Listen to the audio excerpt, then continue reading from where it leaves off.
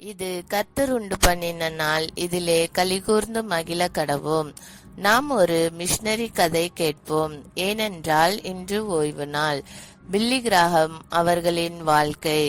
பில்லி கிராஹம் 20ஆம் நூற்றாண்டின் மிகுந்த தாக்கத்தை உண்டாக்கிய சுவிசேஷ பணியாளர்களில் ஒருவராக இருந்தார். அவர் தனது வாழ்க்கையை முழுவதும் இயேசு கிறிஸ்துவின் சுவிசேஷத்தை உலகத்தாருக்கு அறிவிப்பதற்காக அர்ப்பணித்தார்.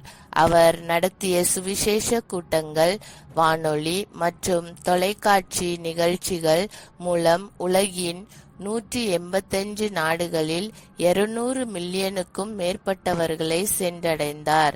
அவரது செய்தி எளிமையானது. மனம் திரும்புங்கள், இயேசுவின் மீது விசுவாசம் வையுங்கள், நித்திய ஜீவனின் நம்பிக்கை கொள்ளுங்கள். அவருடைய வாழ்க்கை தாழ்மை, நேர்மை மற்றும் ஆன்மாக்களின் மீதான அன்பு நிறைந்ததாக இருந்தது. அவர் சொன்ன புகழ்பெற்ற வார்த்தைகள்: என் வாழ்க்கையின் ஒரே நோக்கம் மக்களை தேவனோடு தனிப்பட்ட உறவுக்கு அழைத்து செல்வதே. அது கிறிஸ்துவை அறிதலால் மட்டுமே சாத்தியம். நாம் எல்லோரும் ஜெபிப்போம்.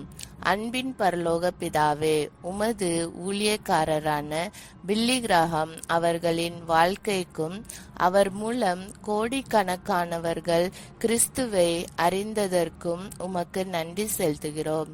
அவரைப் போல நாங்களும் விசுவாசத்திலும் தாழ்மையிலும் சுவிசேஷத்தின் மீதான ஆர்வத்திலும் நிலைத்திருக்க உதவி செய்யும்.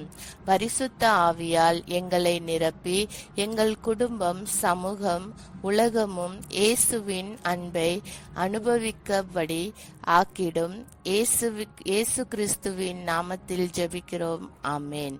இந்த நாள் இனிய நாளாக அமைய வாழ்த்துக்கள்.